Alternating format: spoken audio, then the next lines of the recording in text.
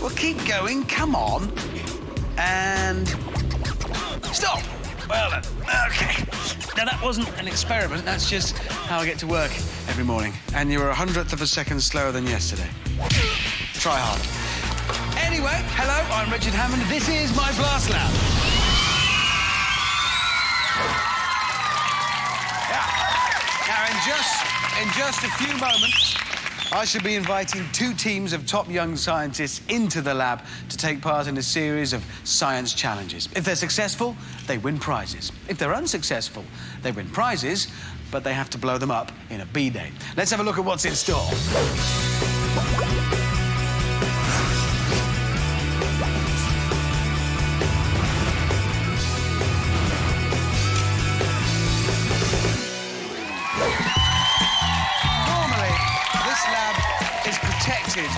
By an elite troop of SAS guards. But they're not working today, they're on strike because their jumpers are too itchy. So until we've found some softer fabrics for them, I'm being protected by, well, a woman who makes mincemeat of her enemies and makes mince pies for her friends. She is my ninja now.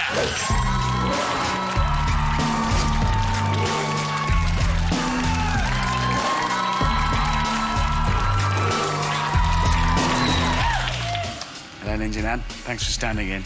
Now, I know she looks fragile, but she is a fully trained ninja. Told you. Right, Nan, if you'd like to take your place in security. Nan, take your place in security. Thank you very much. There you go. What's your move now, audience? Look at that! Look at that! There she goes. It's amazing, I know. They actually threw her out of WWE wrestling because she injured so many other wrestlers. There was no one left to fight. Nan, are you in security yet? Have you got... Oh, she has, look, dragging a little ninja trolley behind her. Oh, yeah, she's just a vision of safety, protection and security. Oh, that's a flask, yeah, flask of tea. It's nothing special, just tea. But she does like to weld the lid on to give herself a challenge. Still, she can settle down and enjoy that whilst we get on with things. Let's meet the bunch of people trying to get into my lab today. Show yourselves. Yes, everybody's very happy and excited, but we don't know yet. They could be anybody trying to get into my top-secret lab. You say you're the yellow team. We've got some security checks to carry out first. Identify yourselves by name so I can check your names off. You are? Will! Charles! Jamie! Will, Charles and Jamie. Yeah, fair enough, fair enough. Under hidden talent, it says here, all 3 of you are going to sing a Cornish song. And shall Trelawney live, or shall Trelawney die? His 20,000 Cornish men will know the reason why. Do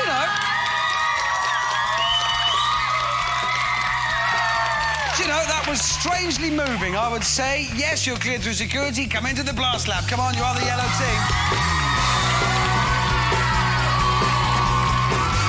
Yep, that confirmed it officially. You are through security. You are the yellow team. Where have you all come from?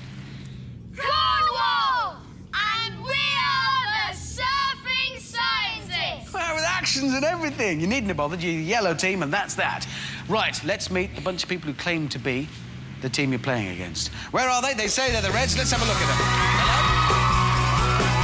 Hello? OK, you say you're the red team. Well, we can't let you in just on your say-so. I need to check your names first of all. You are? Evie, Kira, Alana. Evie, Kira, Alana. Yes, fair enough. Hidden talent. It says all of you are going to do something. What are you going to do? We're going to do our evil laugh. An evil laugh. All right, I'll be the judge of whether it's evil or not. Go on, then.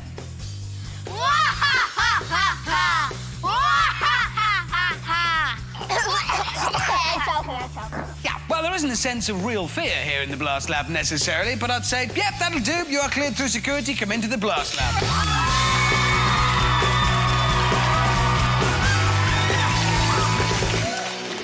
Yep, you're through. You are definitely the red team. Where have you all come from? London! And we are the Flying Lab Rats! No, you're not. You're the red team. Welcome to Blast Lab all the same. OK, teams, reds and yellows, go and get settled in and ready for the first game. To help us out, let's bring in my exceedingly clever friend. He's kind of like Einstein with windscreen wipers and rust. It is Oliver.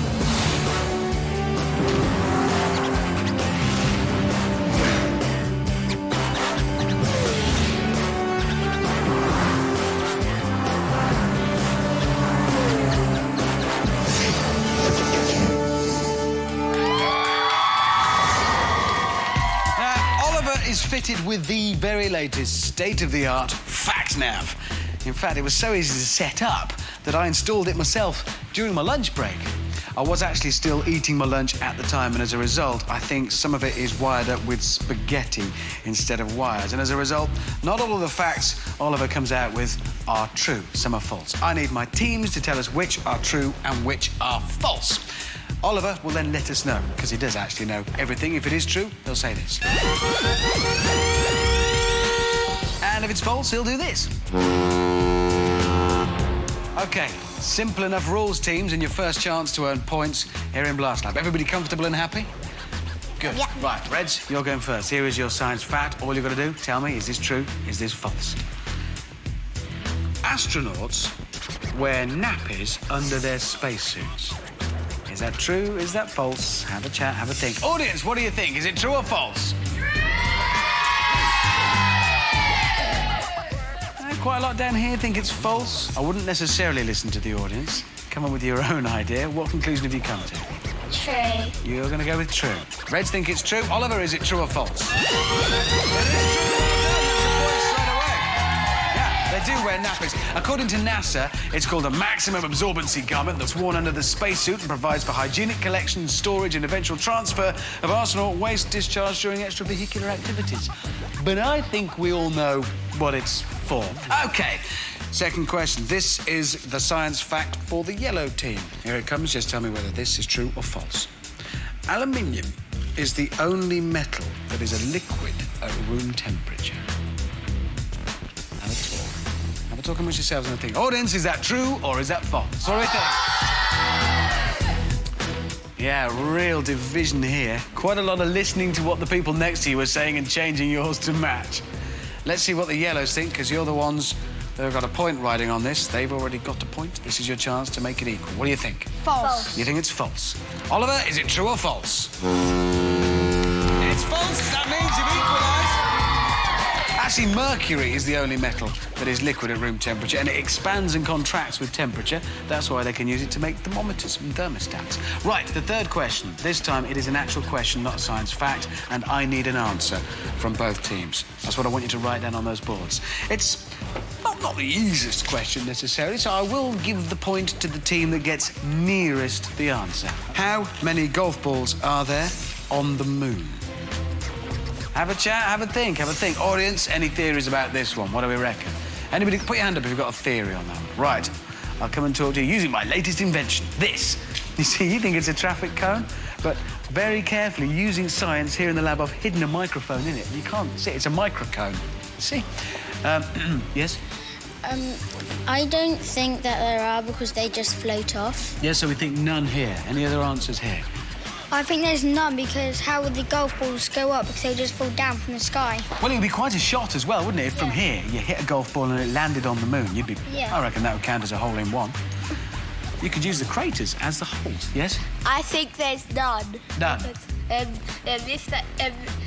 There's no gravity on there and it just fly up in the sky. OK, well, there's some good answers. There's some great theories coming out.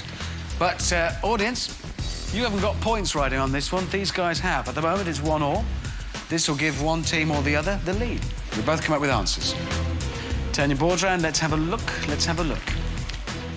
What have we got from the Reds? 450. You're going with the golf is very popular on the moon theory. Yeah. OK. Yellows, you've gone for none. OK, there is some range in what we've got here. The actual answer is 3. There are 3 golf balls on the moon. As the nearest to the answer, you are only 3 away, even though you said none. The point goes to the Yellows, which takes the score to 2-1. Do you want to know how they got there? They actually got there. Astronaut Alan Shepard hit 2 and dropped 1 when walking on the moon. One of the balls travelled 731 metres, which he'd probably be quite pleased. When I said dropped 1 on the moon, I don't mean that was the first lunar guff. I meant he dropped a golf ball, just to clarify that. OK. Scores now, then, 2-1 to the Yellows.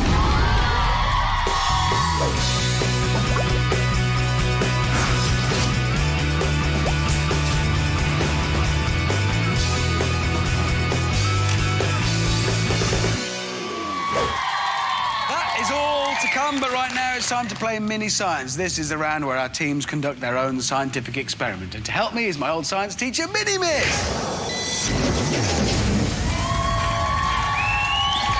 Richard, What? I told you before, if you want to talk, put your hand up.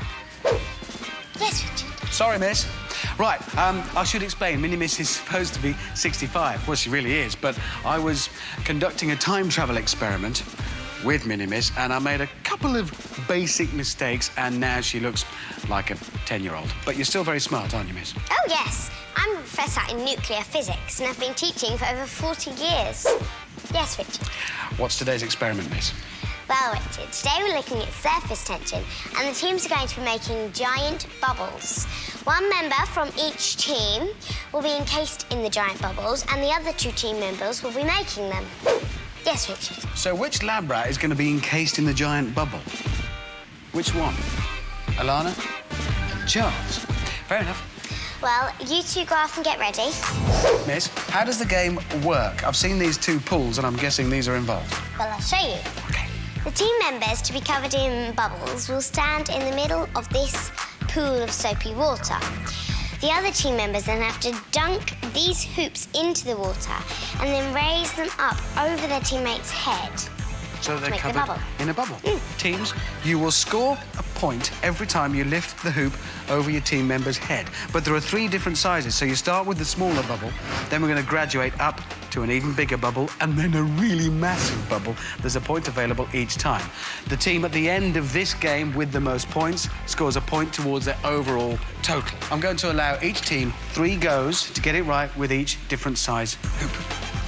Can I just explain the reason why we're able to do this, the reason why it works, is because water is made up of tiny bits, molecules, and they're attracted to each other. They just like to hang out together. That's why we get surface tension. Now, the water molecules sticking together is where the bubbles come from. If we put washing up liquid in, that changes those bonds between the molecules. It makes them sort of stretchy, so they can stretch out and make a bubble. And given the chance, it'll always make the simplest and most stable shape, which is a sphere or a bubble. So even though these are square holes, it'll make round bubbles. See, they're all spherical coming out of there. Is that right, Miss? Yes, that's right, Richard. Excellent. Right. Miss, Yes? where have the other teammates gone, then, that are going to do this? Well, I thought I'd make it a little more complicated and spike things up a bit.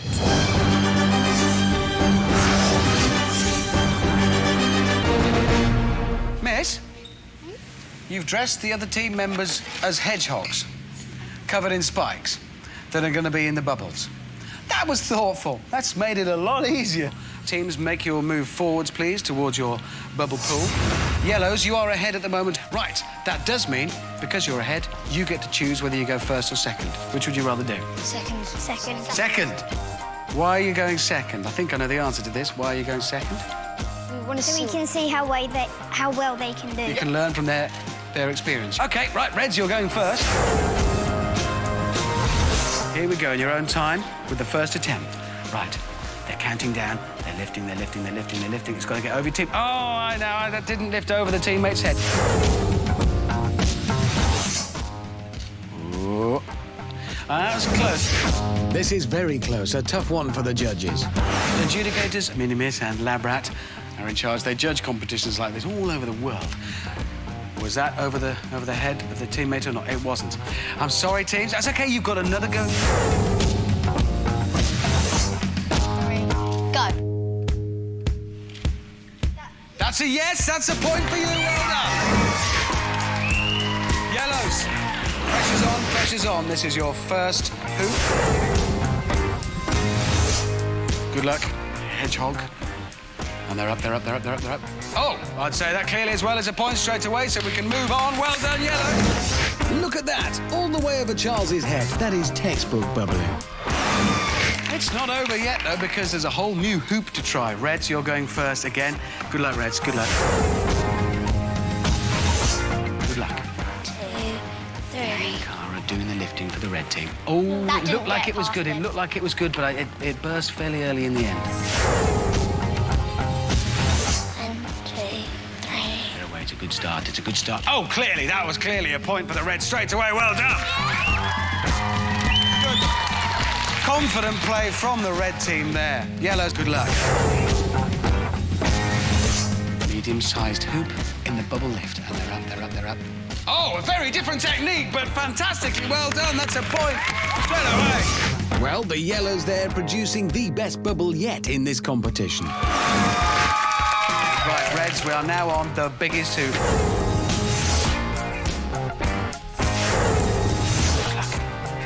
Oh, that really didn't work. Right, final attempt, Reds. I will say this size of bubble is really a whole new level of difficulty.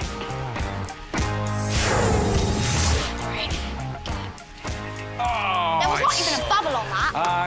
I'm sorry, Reds. No point there. Yellows, this is your chance. Timed it. Steady start, but again. Wait, steady again. Can anybody lift a bubble of this size? It's such a big ask. Good luck, team. Oh, sadly, well, I think the lift was messed up there. OK, that means the final score is a draw. That's a point for both teams. Score is 3-2 to the Yellows. Well done. Well done. So we saw, I mean, those bubbles were big, and the biggest bubble was very, very hard. But surely there's got to be a limit, anyway, to how big a bubble can be. There's only one way to find out. It's time to go large. Blowing bubbles is a lot of fun, but not as much fun as making great big bubbles. And even that is not as much fun as making a giant bubble wall, which just happens to be the speciality of this bubble expert. Hello, I am a bubble expert. So let's see if he can encase my expendable bubble-blowing lab rat and everything else on this enormous platform in a giant wall of bubble. All he needs is some soapy water and some stretchy science. Adding soap to water changes the way it behaves. The soap slots in between the water molecules, weakening its surface tension and making the water stretchy. To make a giant bubble wall, the soapy water needs to be stretched over the lab rat before the water evaporates and the bubble pops. So, will my test lab rat be bubble wrapped? Hold the experiment right there, because there's another point up for grabs here, teams. Score right now, 3-2 to the Yellows. But I'll give another point to the team who can tell me correctly. Will it work? Will our bubble expert be able to lift and hold a giant bubble over the lab rat and everything around him, all the spiky objects he had next to him? We've seen how difficult it is. Have a talk, have a think amongst yourselves, teams, because I'll ask the audience as well if anybody any theories. Right, I can come and talk to you using my amazing scientifically designed microcone. It's a cone and a microphone. Thinking of marketing it? Maybe not. Right, yes, over there, what do you think? Will it, won't it? I think he might be able to make it, seeing as he is a bubble expert. He'll be able to manoeuvre the bubble around the spiky object. So you reckon he'll manoeuvre it around? Well, he did say bubble expert, didn't he? Then again, I mean, we did see for ourselves just how hard giant bubbles are. Any theories down here? Yes, what do you think? I don't think they'll be able to get the bubble over, because when we just did the test, the big bubble that we just did didn't work. It never went higher than about that, did it? I mean, maybe there's a limit. I don't think it will work. OK, so we got definitely split opinion. Right, have you come to your decisions? Yeah. You made up your minds? No. Yellows? Will he do it? Will he not? No, he You reckon? won't. Reds? Will he do it? Will he not? No.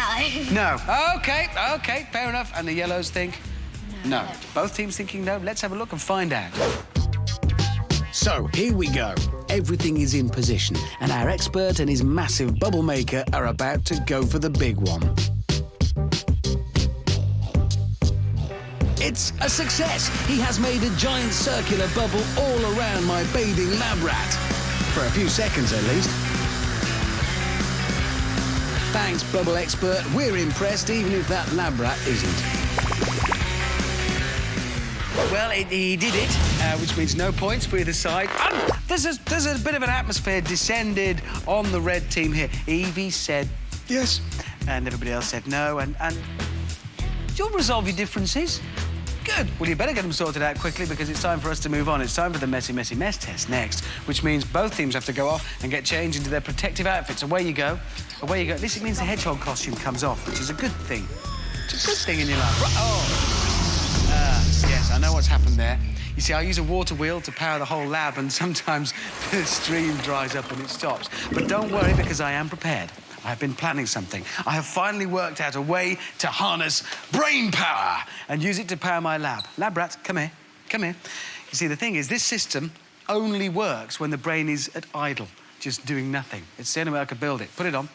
Because there's nothing in the world with a more idle brain than a lab rat. So if you get that on your head, that's it. OK, if we can arm the system now, it'll harness the power of his idle brain. Yeah. Not a lot of power, obviously, but just about enough. As long as you don't do anything, as long as you don't think anything, which is the natural state. No, don't scratch your nose! That's too much for you. Just stay perfectly still. There you go. Right, it's time for us to move on to the Messy Messy Mess test.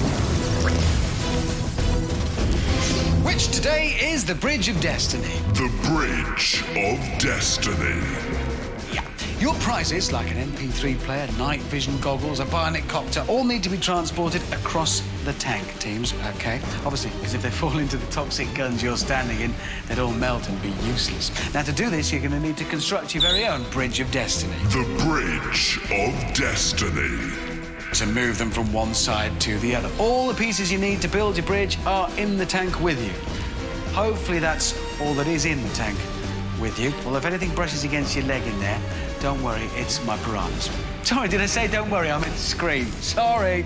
Try and jump out if you can. All you need to do then is burrow about in that lethal toxic gunge, find all the pieces you need to assemble your bridge before all your precious prize pods are lost forever in the yawning chasm below your Bridge of Destiny. The Bridge of Destiny. As soon as you've finished building your bridge, pull that lever. Both teams have one. Now, that will set off your car towing your trailer full of prizes across your bridge. If you're feeling really brave, you could anticipate when you're going to finish and pull the lever a bit before and hope you have finished your bridge before the car gets there and falls in. Now, yellows, you're going to be starting first because you're ahead on points right now, so that lead has won you a 5-second advantage. When you hear the first siren, you start building your bridge. Reds, you wait until you hear the second siren and then start building. It's a straight race to get your prize pods across the toxic tank, and that race starts, I don't know, now! There goes the first siren, and the yellows trudge into the awful toxic gunge. That's the second siren to release the reds. Now, it really is everyone for themselves in there, as it's important to find your first piece of bridge quickly without falling out with your teammates. Both teams are still trying to pull the right section of bridge that fits correctly.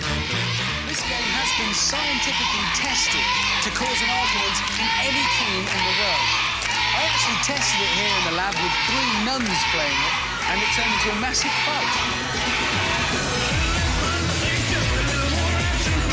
The first piece is the hardest to find, as the yellows seem to be finding out.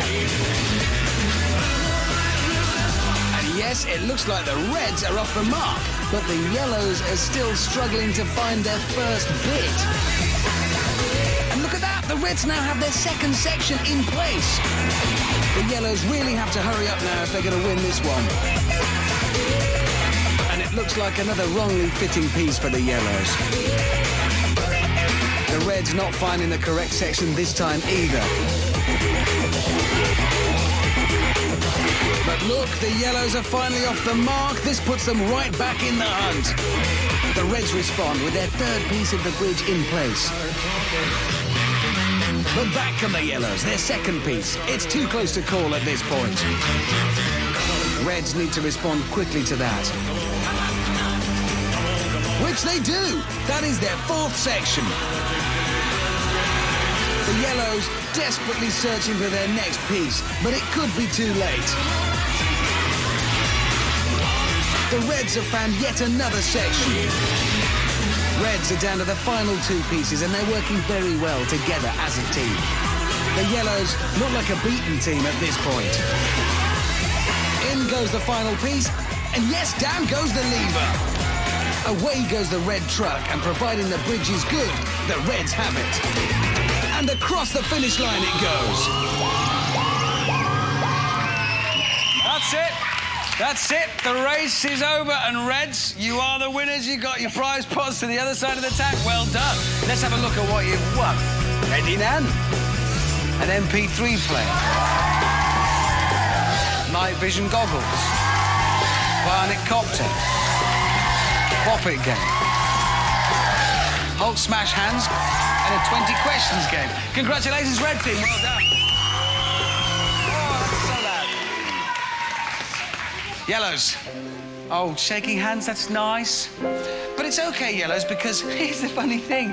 You would have won exactly the same, but you're not taking it home. You're going to blow it up. Instead, because it's time for B-Day Goes Back.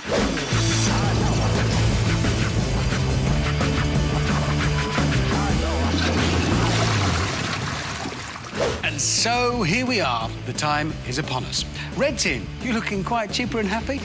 Yeah, funny that. Well done. A huge wheelbarrow full of prizes for you to take home. Yellows. Yeah, you're not taking your prizes home. You're blowing them up instead. How do you feel? Okay. It's a silly question, really. OK, not bad. Good. Well, what went wrong? We just forgot where the pieces were and we didn't work out where they should go. It's trickier than it looks, that one, isn't it? Trickier than it looks. Who's going to do the plunger? All of us. Yeah, I think that's probably fair. OK, well, unfortunately, it is illegal, actually, to let the losing team go away with prizes. So they have to be legally exploded. And as we all know, the safest form of explosion is a B-Day explosion. OK, so there's no putting it off. Step forward and lift the plunger up to the firing position, if you would, please, yellow team. Yeah, there we go. We're going to count you down. You all ready? 5, 4, 3, 2, 1.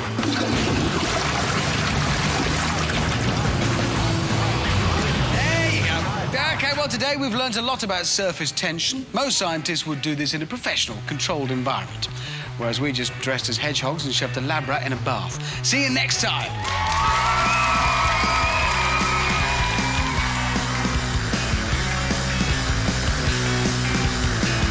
Last Lab was recorded in front of a live studio audience. No lab rats were hurt during filming this programme. Probably. Who cares?